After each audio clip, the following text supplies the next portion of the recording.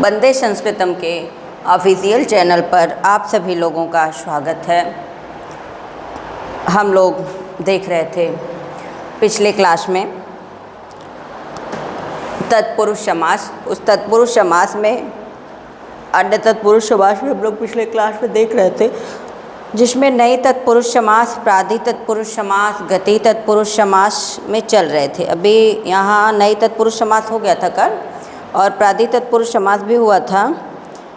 गति तत्पुरुष समास में ओर्यादि च्वे डाश्च सूत्र यहाँ तक हुआ था।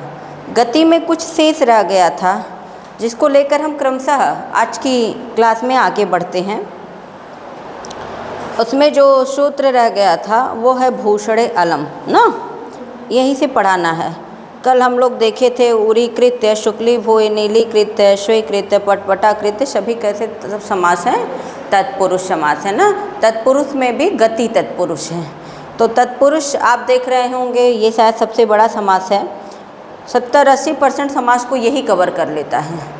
अब बेभाव केवल 16 अर्थों में पढ़ना होता है ना। इसके बाद जो इससे बचता है वो द्वंद्व और बहुब्रीहि हो जाता है। यही समास जो है, यही ख़त्म होने के बाद फिर ज़्यादा समय नहीं लगेगा आपको पढ़ने में। ये है जो गति तत्पुरुष समास में हम लोग देखना है आज हम लोग को, भूषणे अलम।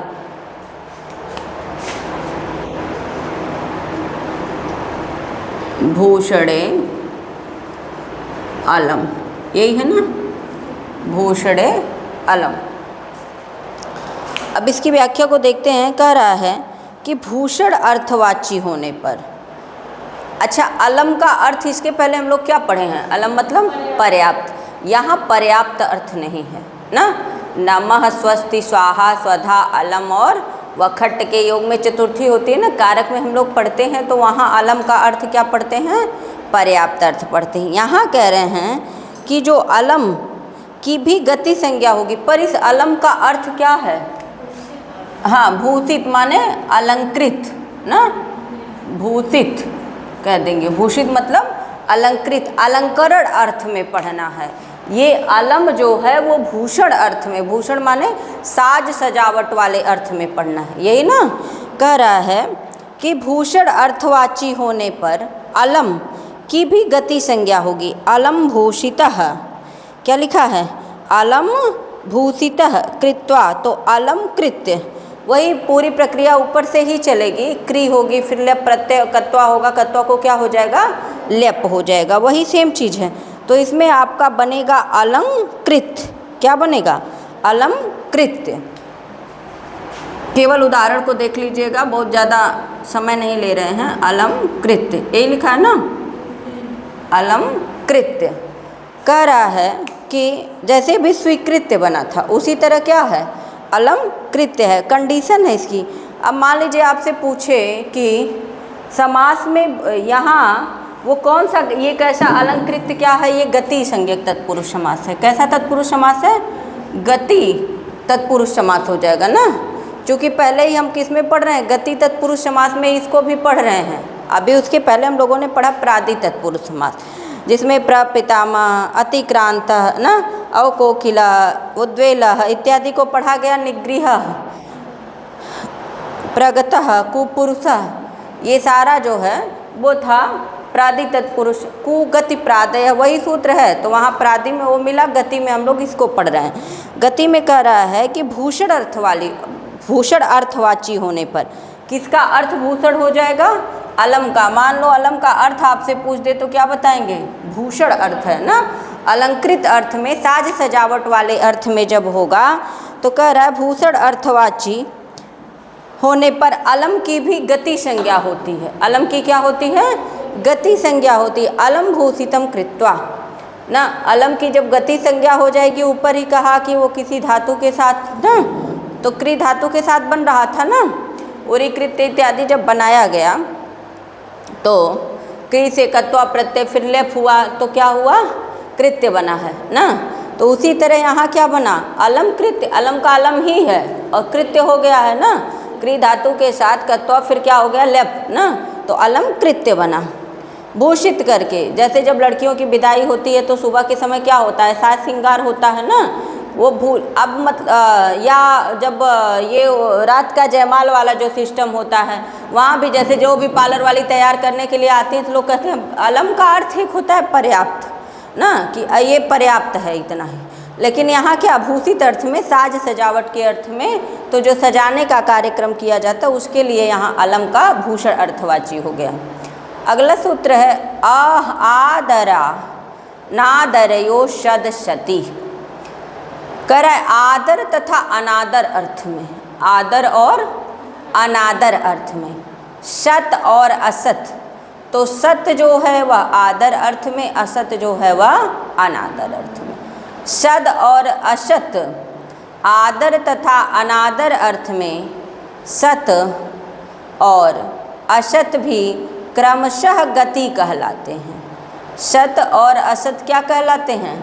गति कहलाते। माने सत के साथ क्रिय इत्यादि लप हो जाएगा तो सत्कृत्य बन जाएगा, और असत के साथ लगे। वैसे तो जो सत और असत अर्थ आपसे पूछे किस अर्थ में है, आप सांख्य कारिका नहीं पढ़े होंगे। जो लोग भी वीडियो देखते हैं हो सकता है वो पीजीटी भी थोड़ा बहुत पढ़े हो, या आप लोग एमए में पढ़े होंगे सांख्य कारिका ना।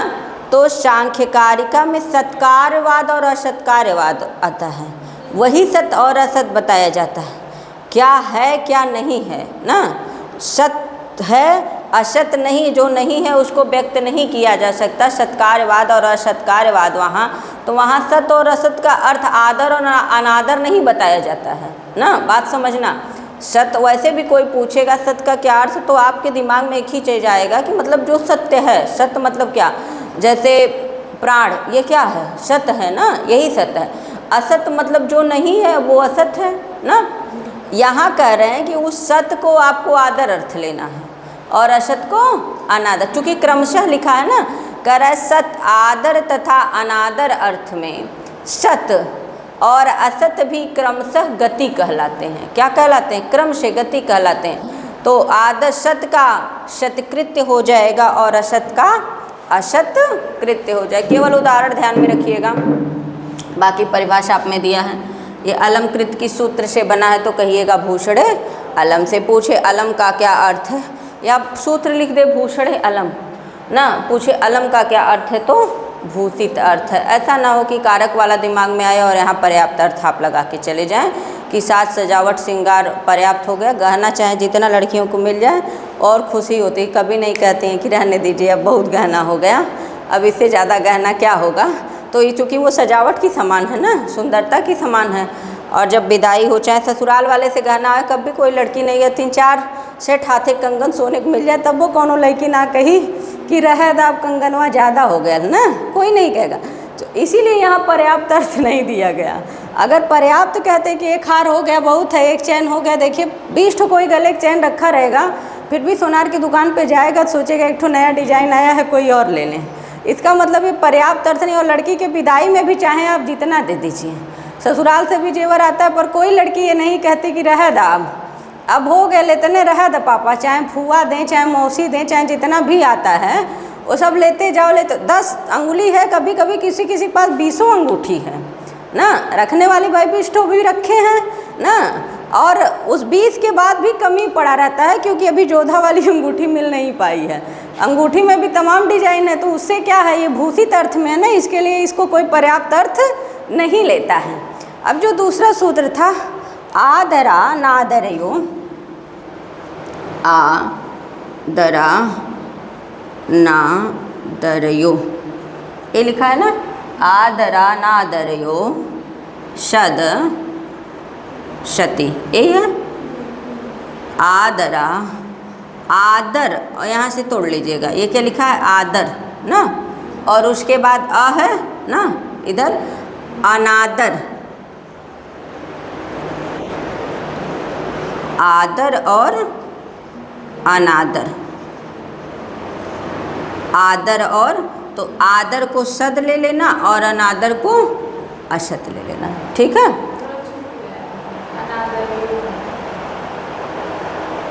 अना, अच्छा आदरयो, आदर अनादरयो, अच्छा अनादरयो है ना।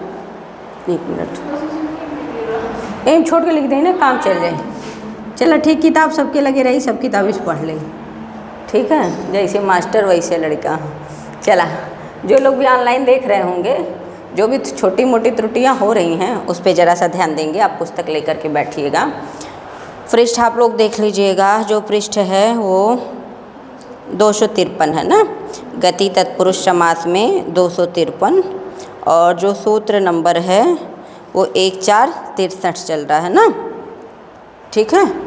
और यदि क्योंकि ये वाइट बोर्ड है नहीं, वाइट बोर्ड करें, डिजिटल बोर्ड है नहीं, वाइट बोर्ड तो उपस्थित ही दिख रहा है, तो उसमें यदि कहीं लगता है तो आप पुस्तक लेकर के बैठें। आदरयो अनादरयो शद शति ना, आदर और अनादर अर्थ में कह रहे हैं कि क्रमशः शद का अर्थ ले लीजिए आप आदर, और अनादर का अर्थ हो जाएगा अशत ना, यही कह रहा है। इसीलिए लिखा है क्रम से, कह रहा है कि आदर तथा अनादर अर्थ में, आदर और अनादर अर्थ में भी क्रमशः गति कहे जाते हैं।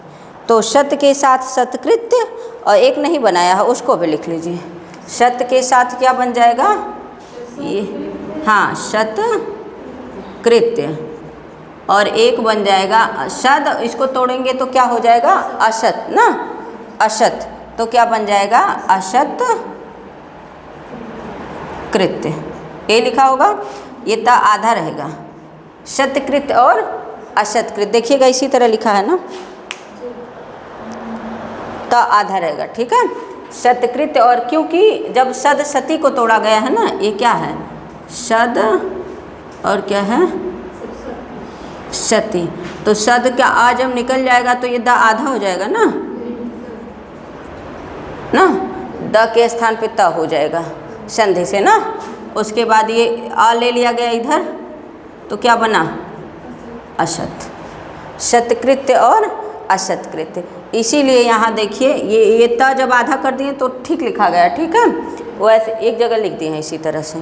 सत्कृत्य और असत्कृत्य जब आपसे पूछे कि इसमें कौन सा समास है, तो पहले तो तत्पुरुष, दूसरे समानाधिकरण, समानाधिकरण नहीं तो कर्मधारय, कर्मधारय नहीं तो फिर उसके बाद इसको बताएंगे गति तत्पुरुष समास है ना। ये कैसा समास है, गति तत्पुरुष। फिर आपसे सूत्र पूछे तो आदर अनादरयो शतसती, ये भी नहीं पूछेगा तो आप गति तत्पुरुष समास, वहाँ से भी चल जाएगा। कौन सा समास है, आपसे पूछ दे प्रादि तत्पुरुष है कि नहीं तत्पुरुष है कि गति तत्पुरुष है कि उपपद तत्पुरुष है, ऐसे भी ऑप्शन बन जाएगा ना। माने सब तत्पुरुषों में तत्पुरुष हैं, तो ये उपपद तत्पुरुष नहीं है, नई तत्पुरुष नहीं है, प्रादि तत्पुरुष नहीं है ना, विशेषण कर्मधारय तत्पुरुष नहीं है। कर्मधारय तो समास तो है, तत्पुरुष तो है, पर ये कैसा तत्पुरुष है, गति तत्पुरुष है। कोई दिक्कत नहीं ना।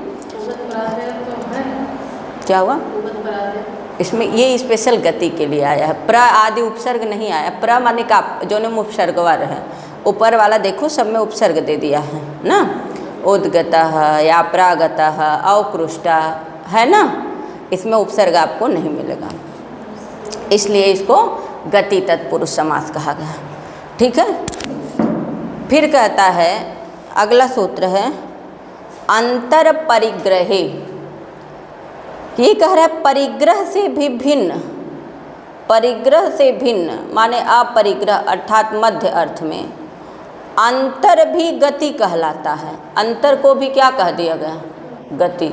जो परिग्रह अर्थ ना हो, परिग्रह से भिन्न अर्थात मध्य ना, अंतर का मतलब क्या होता है, मध्य। अंतर माने क्या, मध्य ना, बीचे कहा जाता है ना, नहीं कहते हैं कि एक क्लास का गैप कर दीजिए ना, या लोग कहते हैं कि सुबह भोजन किए थे फिर बीच में गैप कर दिए ना, वो गैप बीच वाला पार्ट को क्या कहते हैं, मध्य में ना।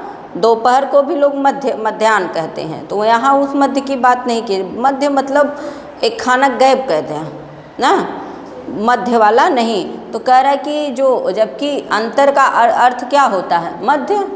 कह रहा है कि अपरिग्रह से भिन्न अर्थात मध्य अंतर से, मध्य अर्थ में अंतर भी गति कहलाता है। कह रहा है उससे भिन्न, जो अपरिग्रह से क्या हो, भिन्न हो, तो अंतर भी गति कहलाता है। जैसे अंतर हश रकोरेफ हो गया ना, लप प्रत्यय हो गया, तो मध्य हत्वा इत्यर्थः ना, मध्य हत्वा इत्यर्थ। इसमें ज़्यादा कुछ नोट नहीं करना, केवल लिख लीजिए अंतरहस्य। इधर का नहीं, ये नहीं है बहुत पूछने लायक, जो है उस पर हम चर्चा कर दे रहे हैं। भूषण वाला देख लीजिएगा, इधर का इम्पॉर्टेंट में लिख लीजिएगा, उरीकृत शुक्ली भूय नीलीकृत स्वीकृत पटपटाकृत, ठीक है, ये पूछता भी है खूब। और इधर से भी कुपुरुष इत्यादि प्रगतः आचार्य भी पूछता है, प्रपितामह इधर पूछने लायक है देखिए। और नए तत्पुरुष समास में भी पूछता है। इधर हम लोग जो पढ़े हैं द्विगु समास में, उधर भी पूछता है। ये इसका जो अपवाद वाला पढ़े हैं आप लोग, उस पर वट लोक मूल वाला भी याद रखिएगा, क्योंकि वो थोड़ा सा हट के, हाँ हाँ हाँ हाँ, लेकिन जब अकारांत पंचखट्टों में भी ध्यान दीजिएगा, क्योंकि ये आबंतो वार्थी से हुआ है, उसमें नपुंसक लिंग और स्त्रीलिंग दोनों बन रहा है। हाँ हाँ, आकारांत उसको, हाँ उसको करके दे दिया है, बहुत मतलब ना है, उतना ना पूछे जाता। अंतरहस्य, अब परिग्रह से भिन्न माने जिसका परिग्रह अर्थ ना हो, अर्थ में अंतर भी क्या कहलाता है, गति कहलाता है। अंतरहस्य मध्य हत्वा इत्यर्थ। सूत्र को लिख दे रहे हैं, उसका उदाहरण बस यही इतना आपके लिए पर्याप्त होगा। उसके बाद यदि पूछेगा तो मान लीजिए ये भी ना पूछे तो कौन सा समास है, तत्पुरुष समास है। एक एक लाइन आप लेकर के चल रहे हैं। अंतर परिग्रहे,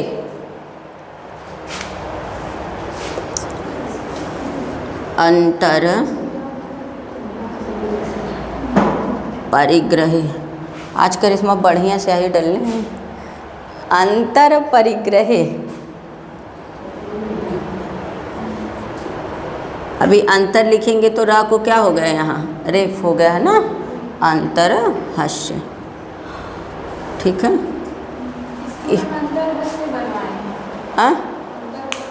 अंतर हस्य किसमें अंतर हस्य बनवाए हैं,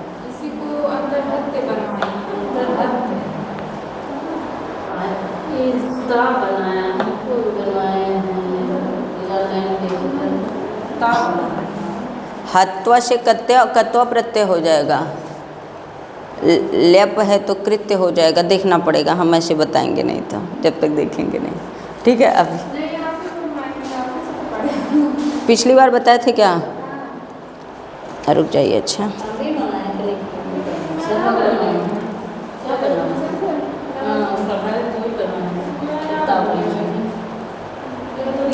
एक मिनट। सत्कृत असत्कृत्य साक्षात कृत्वा, ये सब तो है मेरे पास, चलिए लिख लीजिए उसको भी हम, लेकिन एक बार और देख लेंगे, ठीक है।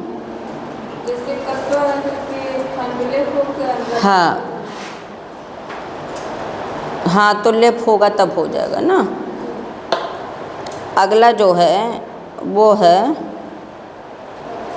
साक्षात प्रभृतिनी च, साक्षात इत्यादि भी, साक्षात इत्यादि भी क्री धातु के साथ विकल्प से गति कहे जाते हैं। इसको ध्यान में रखिएगा। ये कह रहा है कि वैकल्पिक है, अभी पीछे सब वैकल्पिक नहीं चल रहा था, सभी गति संज्ञक था ना।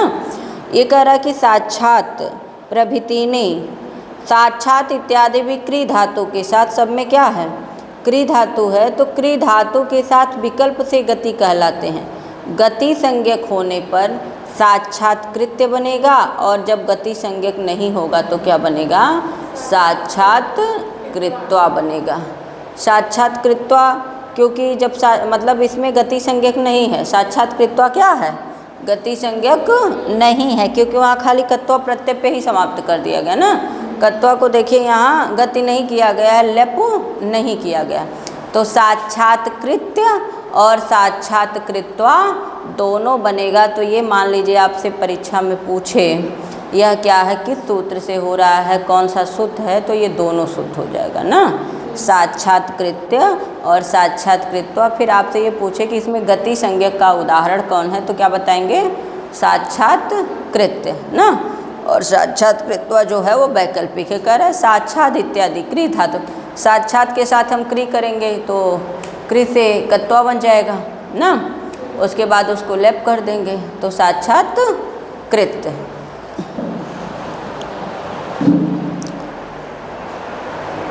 इसको मिटा दे रहे हैं।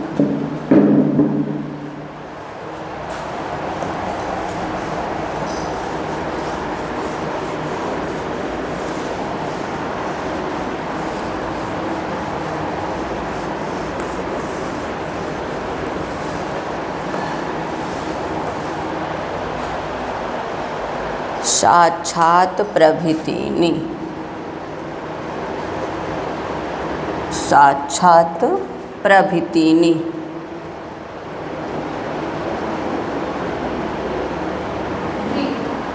ध्री है ना, च माने और भी हो रहा है क्या, एक बार बन रहा है एक बार नहीं बन रहा है, तो साक्षात के साथ क्री धातु लग जाएगी, साक्षात, और उसके बाद क्या है क्री, यहाँ क्या करेंगे कत्वा, फिर क्या कर देंगे लेफ, लोप इत्यादि कार्य होकर के क्या बनेगा साक्षात कृत्य, साक्षात कृत्य, ये लिखा है साक्षात्कृत, और एक साक्षात कृत्वा बन जाएगा ना, साक्षात कृत्वा ये होगा। तो ये जो है उसमें ये गति संज्ञक है, गति तत्पुरुष समास, और ये नहीं है, इसकी गति संज्ञा नहीं हुई है, ठीक है। यही दो उदाहरण दिया है। कर साक्षात इत्यादि भी क्री धातु के साथ विकल्प से गति कहलाते हैं। गति संज्ञक होने पर साक्षात कृत्य बनेगा, अन्यथा साक्षात कृत्वा बनेगा, ये वैकल्पिक है। अगला जो है पुरो अव्ययम, ये हम लोग पुरुष इत्यादि संधि में भी आया था ना, आया था ना, वही है। देखिए पूरह जो पुरुष है, र को क्या हो जाएगा स हो जाएगा ना, तो कह रहा है कि पूरो अव्यय, पूर्व क्या है यहाँ अव्यय, अव्यय या गति बात बराबर है। पूर्व को क्या बताया गया गति बताया गया, पूरा को क्या बताया गया गति। पूरस नित्य गति संज्ञक कहलाता है, ऊपरा वैकल्पिक था, ऊपर क्या बताया गया साक्षात को वैकल्पिक बताया गया, और पुरुष कैसा गति संज्ञक है नित्य गति संज्ञक है ना। ये नित्य गति संज्ञक समास होने पर पुरस्कृत्य बन जाएगा।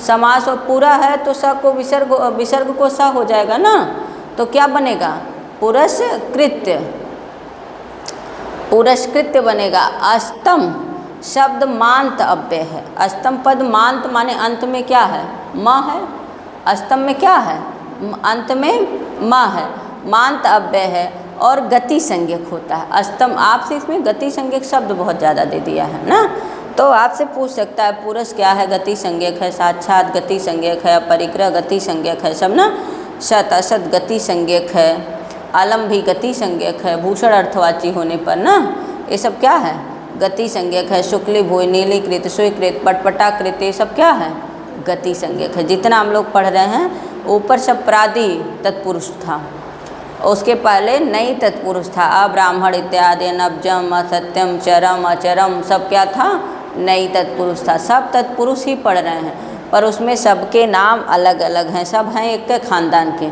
पर बहुत लंबा चौड़ा इनका खानदान है। कह रहा है कि अस्तम शब्द मांतव्य, मांत माने जिसके अंत में क्या हो माँ हो, मांतव्य है। अस्त भी क्या है मांतव्य है। गति संज्ञक समास होने पर अस्त अस्त गत्य रूप बन जाएगा, अस्तम गत्य, माँ को अनुस्वार हो गया है ना, अस्तम गत्य। फिर उसके बाद अभी उठते हैं तो एक एक सूत्र लिख के उदाहरण दे देते हैं, कुछ है नहीं। तिरह तो तिरस बन जाएगा, तिरह को क्या हो जाएगा तिरस बन जाएगा ना। फिर यहाँ उत्तो इत्यादि कार्य हुआ है, संधि हुई है ना, तो क्या बनेगा तीरो भूई बन जाएगा, स को विसर्ग होगा। फिर उत्तो का अभी हम लोग संधि में पढ़ रहे थे ना, उत्तो विधान हुआ था ना, तो वहाँ क्या होगा गुण होगा तो ओ हो जाएगा ना, वही बनाया है तीरो भूय ना, भूई क्या तीरो भूया हो जाएगा, विसर्ग इत्यादि ले आएंगे तो ना, तो तीरो भूया बनेगा। तिरस शब्द अंतर ध्यान के अर्थ में नित्य गति संज्ञक होता है। तिरस शब्द, तिरह जो है उसका मतलब क्या है तिरस है ना, तिरस शब्द, और तिरस क्री के साथ विकल्प से गति संज्ञक होगा। देखिए ये एक अंतर ध्यान के अर्थ में नित्य गति संज्ञक हो रहा है। अंतर ध्यान के अर्थ में तिरस का देखिए दो अर्थ दे दिया ना, तिरह तिरह देखिए दो एक साथ दिया है ना। एक बार पूरम का अव्ययम वाला सूत्र ध्यान दीजिएगा, क्या लिखा है पूरो अव्ययम, तो पूरो माने पुरस, ठीक।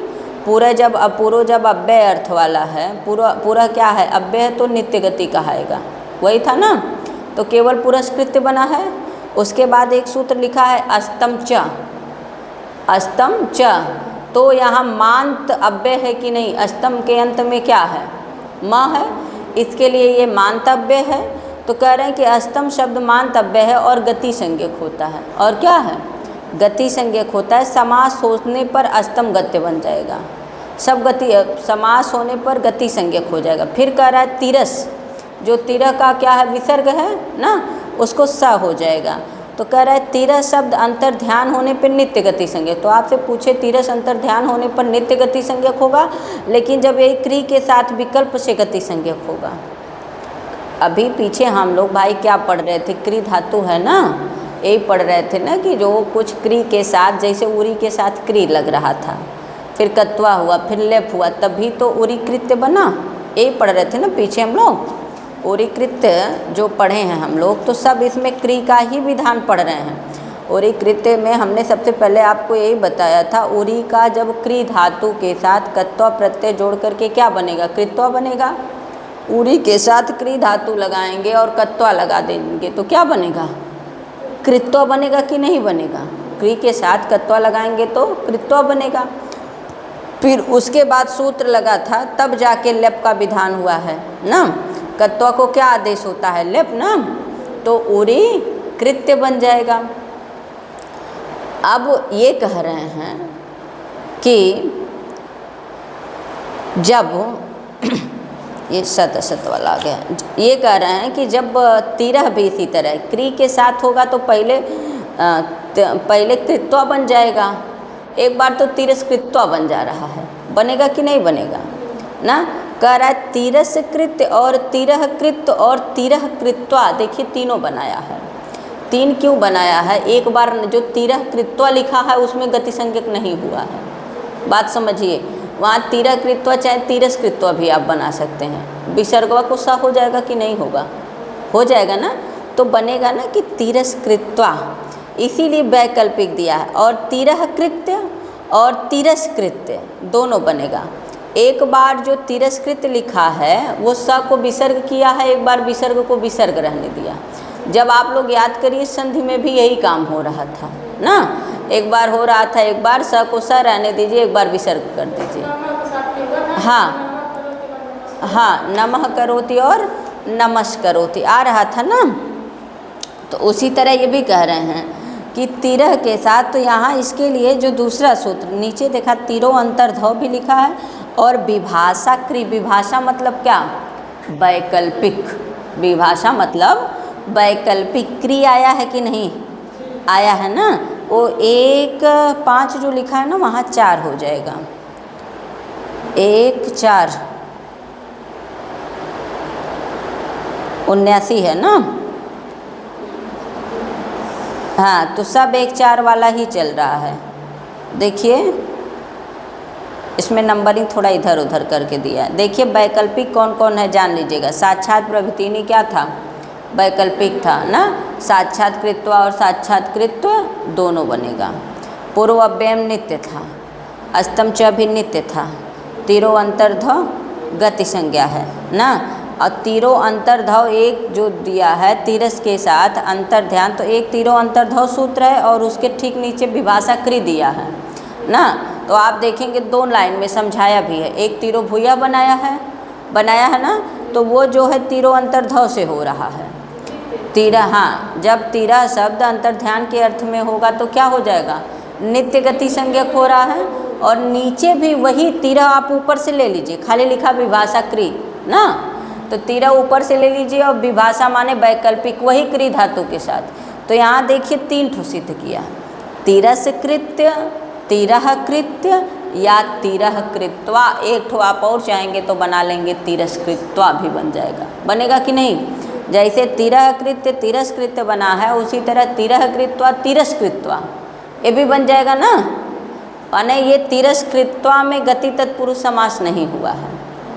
यही कहने का मतलब है कि तिरस्कृत्वा में जो है गति तत्पुरुष समास जैसे ऊपरा साक्षात कृत्वा में नहीं हुआ, साक्षात कृत्यों में नहीं हुआ है ना, वहीं साक्षात कृत्य में हुआ है, ठीक है।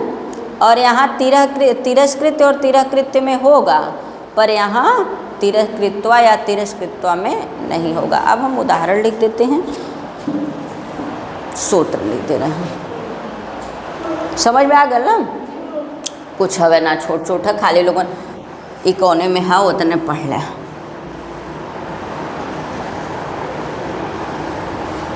चार को पेपर है ना,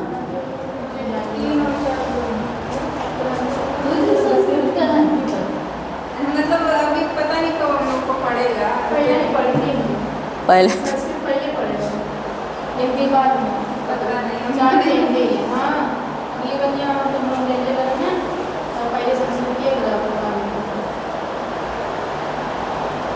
पहला सूत्र कौन सा था? पूर्व अव्यय में पढ़ना ना।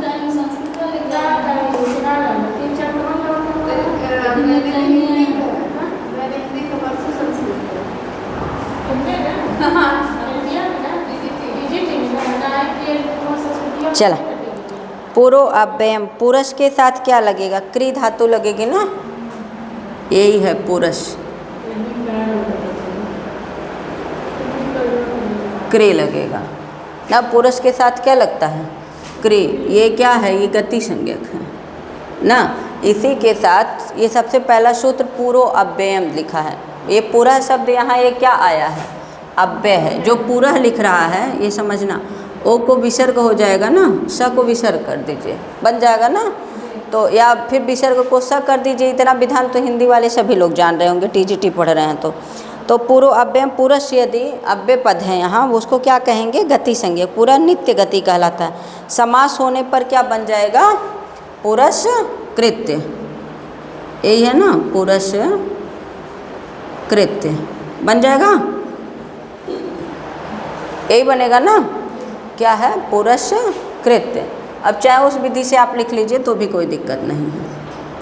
पुरुष कृत्य, ये नित्य हो रहा है, बात समझना। यहाँ नित्य गति तत्पुरुष समास है। क्या है? नित्य गति तत्पुरुष समास है। ये नित्य गति तत्पुरुष समास है। आपसे पूछे पूरक कृत्य भी बन सकता है, ठीक है।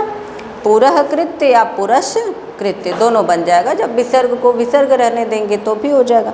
फिर एक सूत्र तुरंत दिया है नीचे, अस्तम च लिखा है ना, अस्तम च।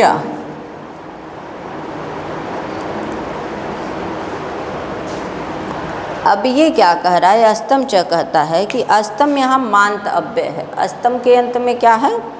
माँ है। और गति संज्ञक होता है, समास होने पर अस्तम गत्य बन जाएगा।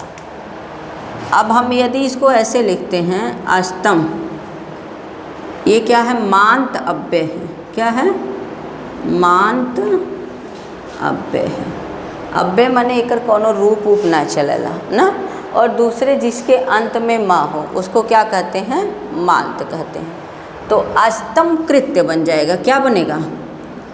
अस्तम, अच्छा कृत्य नहीं, गत्य बन जाएगा ना। अस्तम गत्य, यही है, अस्तम गत्य ना। फिर कह रहा है अस्तम शब्द मांत अव्यय है, गति संज्ञक होता है, और यह समास होने पर क्या हो जाएगा? गति संज्ञक हो जाएगा, अस्तम गत्य रूप बनेगा। उसके बाद अगला सूत्र जो दिया है वो तीरो अंतर धौ लिखा है ना। अगला सूत्र जो है वो तीरो अंत धौ, इसको मिटा देते हैं।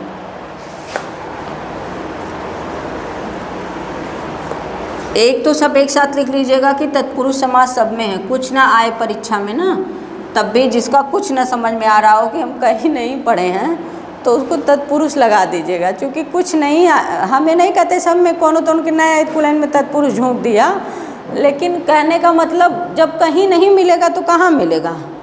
तत्पुरुष में मिलेगा। चाहे ऊपर तत्पुरुष हो, चाहे अलुक तत्पुरुष हो, चाहे नहीं तत्पुरुष हो, चाहे विशेषण उभय पद हो, चाहे विशेषण पूर्व पद, कौनो तत्पुरुष होबे करी। चूँकि अब व्ययी भाव समास तो छोटा था ना, 16 अर्थों में बड़ा, थोड़ा बहुत बड़ा रह जाता है तो फिर वही बहुब्रीही रह जाता है। सबसे ज़्यादा अगर कुछ है तो वो तत्पुरुष है। तो जनरली क्या करना चाहिए, ना समझ में छोटी छोटी चीज़ों को पढ़ लीजिएगा, न समझ में आवे तब लास्ट में इना कि अब कुल छोड़ के खाली अब तत्पुरुष वीडियो देखल बंद होकर पढ़ाई बंद, चला खाली बहुब्रीहि पढ़ी जाए और जौन पूछी कुल तत्पुरुष मार जाए। ये काम मत करे लोगन। जैसे हमने क्या कहा कि जब कुछ नहीं समझ में आए ना, मान लीजिए 4 ऑप्शन दिया है, नहीं समझ में आ रहा है, बाकी चीज़ें छोटी चीज़ें जल्दी याद हो जाती, ये रह जाएगा बड़ा, तो वहाँ क्या करिएगा, नहीं समझ में आएगा तब, क्योंकि माइनस मार्किंग है नहीं, तो आप वहाँ जा कर के आराम से तत्पुरुष लगा दीजिएगा, जो होगा देखा जाएगा। वैसो ना आवा था मिल जाए नंबर, मिल जाए ना मिली ठीक है, ना मिली ठीक है। सब कहल न, पता नहीं कैसे सब कहते हैं कि हम जाते हैं तुक्का सब सही हो जाता है, हमको तुक्का नहीं समझ में आता, तुक्का किसी का सही होता भी नहीं है, वो होता किसी का नहीं है तुक्का।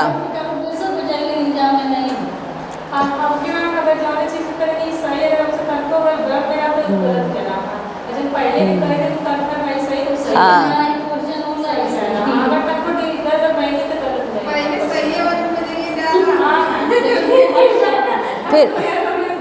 फिर दिमागवा ज़्यादा चले लगेला ना ये। हाँ ये काम करिएगा आप लोग पेपर में ज़रूर, कि इस बार जाइएगा ना तो, क्योंकि ये गलती हमसे भी हुई है और ये सबसे होती है, कोई बहुत बड़ी बात नहीं है। कभी कभी लगता है हम पढ़े तो बहुत हैं, और आप लोग जाएंगी तो हो सकता है पेपर ऐसा लगे ना कि हमको सब आ रहा है, क्योंकि पढ़ी हैं, ऐसा नहीं है कि नहीं पढ़ी हैं, तो वहाँ लगेगा ना कि हमको सब आ रहा है। पर जिस क्वेश्चन पे एक बार मन आ जाए लगाइएगा उसी को, अगर बाद में भ्रम पाले तो समझ आइए कि 90% आशा है कि वो गलत होता है, 10% में अगर सही हो जाए तो अलग बात है, लेकिन 90% आशा है कि वो गलत क्वेश्चन होता है। ये मेरा भी अनुभव रहा है।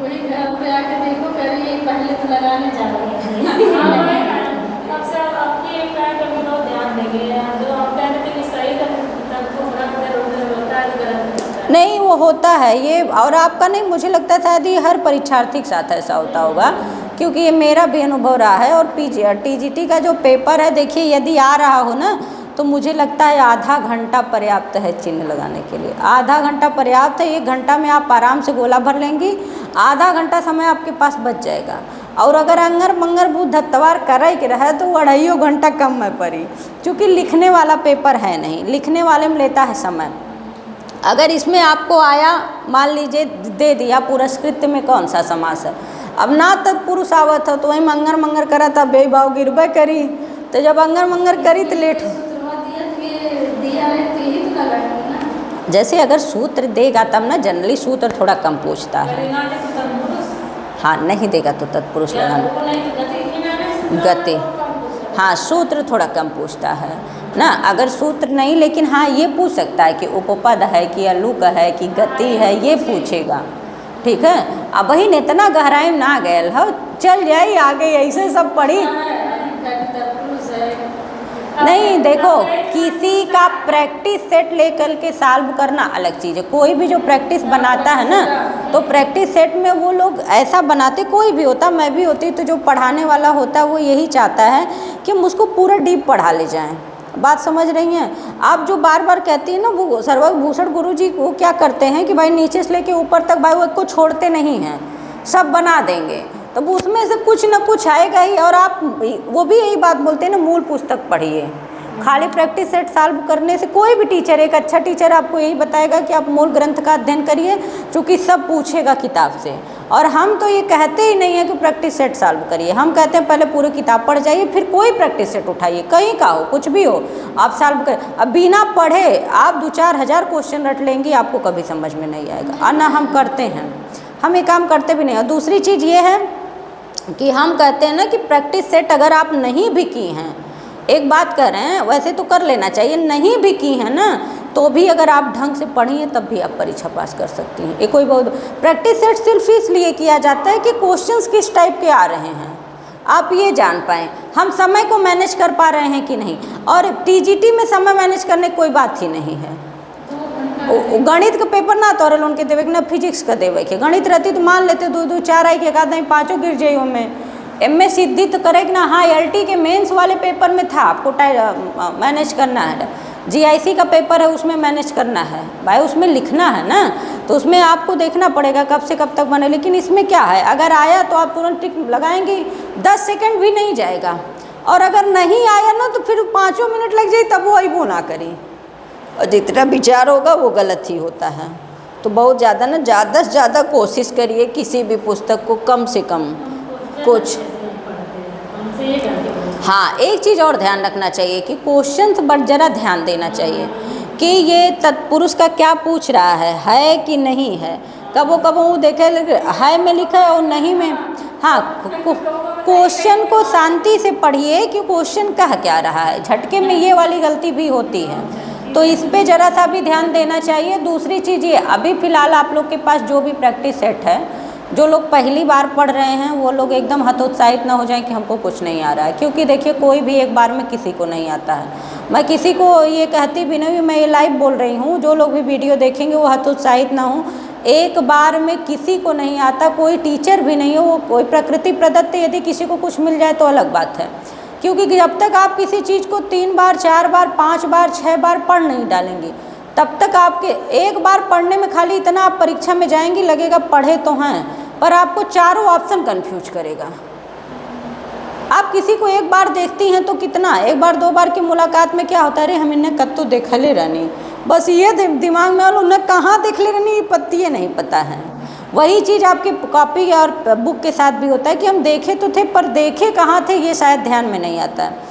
तो कभी भी अभी क्या करिए आप लोग, जो भी है उसको खाली रिवीजन करते जाइए, सारी पुस्तकों का रिवीजन करिए। ये नहीं कि केवल व्याकरण आप पढ़ रहे हैं तो व्याकरण का रिवीजन करिए, सारी पुस्तकों का रिवीजन करते जाइए। हमको परीक्षा देना नहीं है कि हम बहुत कुछ अब बताएंगे, क्योंकि अब कोर्स सब कंप्लीट कर चुके हैं, इसमें सिर्फ व्याकरण ही लेके चल रहे हैं। तो उसमें आप लोग यही कोशिश करिए कि सारी पुस्तकों का रिवीजन करिए, 1 बार 2 बार जितना हो सके, और जितना बार आप रिवीजन कर ले जाएंगे। और हाँ, एक चीज़ आप ये ध्यान रखिएगा कि क्वेश्चंस कहाँ से ज़्यादा आ रहे हैं जब भी आप पेपर को देखें ना, क्योंकि जहाँ तक मैंने देखा है कि जहाँ से क्वेश्चन उठाता है वहीं से हर साल उठाता है। जैसे अगर उपपद तत्पुरुष समास से एक साल पूछा है तो उपपद तत्पुरुष समास में जितने समास दिए हैं सब पढ़ डालिए। नई तत्पुरुष समास पूछा तो मान के चलिए कि नई से क्वेश्चन घुमाएगा आपको, क्योंकि जो कुछ जगह ही होती है जहाँ से पूछे जाते हैं क्वेश्चन, पूरा किताब भर से क्वेश्चन नहीं बनता है, केवल कुछ क्वेश्चन ऐसे होते हैं जो बहुत क्लिष्ट बनाए जाते हैं। इसीलिए देखिए, जो सामान्य विद्यार्थी होगा आप ये मान के चलिए, जे खाली ऊपर ऊपर पढ़ ले हो ना 50-60 से वो सही कह देला, ऐसी बात नहीं है कि वो एकदम नहीं करेगा। अभी हमारे यहाँ एक जने मास्टर साहब हुआ करना कि हम जाए अंग्रेजी पेपर देवे, TGT पेपर है उनके सिलेबस वो पता ना है, तो हम कहनी जो दिनों आयल ना, तो हम कहनी कि का करे जीबा, तो कहत हमें कि जाइब हम 30-40 सही कह देव, तो हमके लगी कम से कम बिना पढ़ले ही आ गया, इतना पढ़ले हुई तब आ गया। आ एक सच्चाई लोगन जान ला कि वो परीक्षा में जाई 30-35 ना पढ़ले रही, एको गोला पकड़ी तब वो 30 सही हो जाए, तो एमे कोनो बहादुरी बात ना हो। लेकिन जैसे माइनस मार्किंग रहेगा तब भी 10-20 सही हो जाएगा। तो ये इसका मतलब जैसे हम हिंदी नहीं पढ़ रहे हैं, अंग्रेजी नहीं, हम भी जाएंगे 30-35 सही हो जाएगा।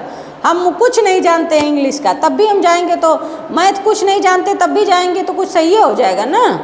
तो ये, लेकिन आप पढ़ के जाएं तो उसका आनंद और होता है। पर सभी लोगों की अपने अपना विचार है, जाने के लिए परीक्षा में सब लोग बैठ जाते हैं, पर मेरी मानसिकता थोड़ी इस मामले में अलग होती है।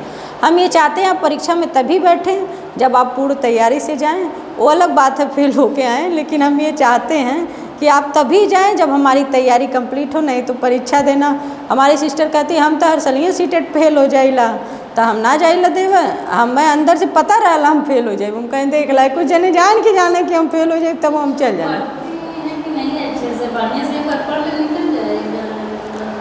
अरे अब जे के पढ़ाई कि ते पढ़ाए, अब हम तो देखा इस पे हम लोग चल रहे थे अस्तम च ना, अस्तम च वाला उदाहरण हुआ था। हाँ देखिए, थोड़ी बहुत बीच में बातचीत भी करना जरूरी है, नहीं हम लोग पागल हो जाएंगे पढ़ पढ़ के। अस्तम च, अस्तम शब्द मानता अव्यय है और गति संज्ञक होता है, समास होने पर अस्तम गत्य बनेगा। अगला है तीरस, तो ये तीरों अंतर्धव से हो रहा है, सूत्र दी जाने दो, चल अब इसको ख़त्म कर दें, उपपद तत्पुरुष समास पे रोकते हैं ना। फिर उसका अगला वीडियो बना देंगे। तिरः शब्द अंतर्धान के अर्थ में नित्य गति संज्ञक होता है। तो क्या बनेगा? तिरो भोय, तिरो भोय। उसको र है, विसर्ग है, विसर्ग को र होगा। र को क्या, र के रू होता है, रू के ऊ का लोप किया जाता है, वो तो विधान होता है ना, तो र को ऊ हो जाएगा, फिर इधर का आ लेकर के क्या हो जाएगा? गुण होगा, तो तिरो भोय बनेगा ना। तिरस शब्द सूत्र है तिरो अंतर ध, ये है ना।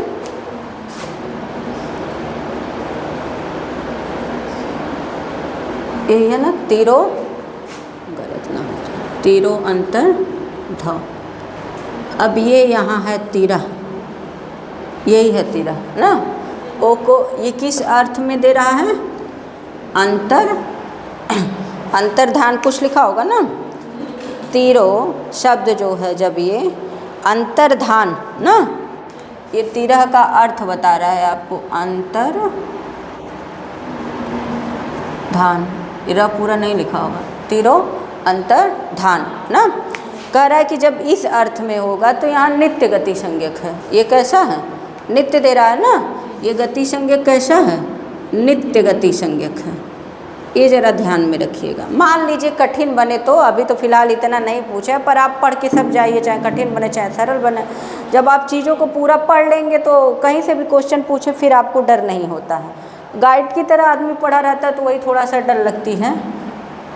तिरह के साथ तो क्या बनेगा? तिरो भोय ना, तिरो भोया,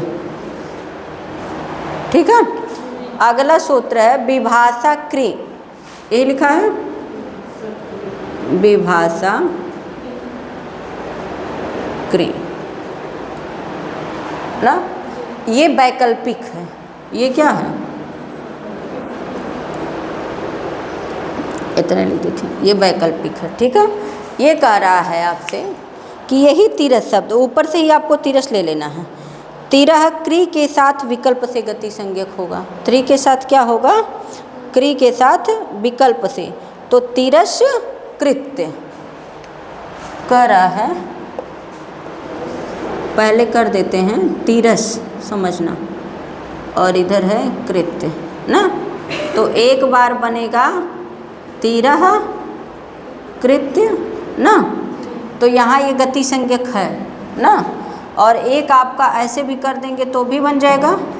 इसको मिला के लिख दे रहे हैं तिरस कृत्य। अब एक बार बन जाएगा तिरस कृत्वा ना, तिरस और क्या है? कृत्वा ना। और एक तिरह कृत्वा भी बन जाएगा ना, तिरह कृत्वा, 4 बन जाएगा, ठीक। अब इसको अगर योग करके लिख देंगे तो बनेगा तिरस कृत्वा, यही है ना। एक ये है, तो ये जो हम लोग बनाए हैं ये गति संज्ञक नहीं है। ये क्या है? गति संज्ञक नहीं है। और जो तिरस कृत्य है ये क्या है? गति संज्ञक है, ठीक। और तिरस्कृत्य भी गति संज्ञक है। तिरस्कृत्य किस सूत्र से हुआ है? तो विभाषा क्री, माने होगा भी और नहीं भी। इसमें साक्षात प्रवृत्तिनी वाला एक था जो वैकल्पिक था, और लास्ट वाला जो है वो विभाषा क्री है। अब आज के लिए इतना ही रहने दीजिए, आगे की क्लास को हम कल देखते हैं।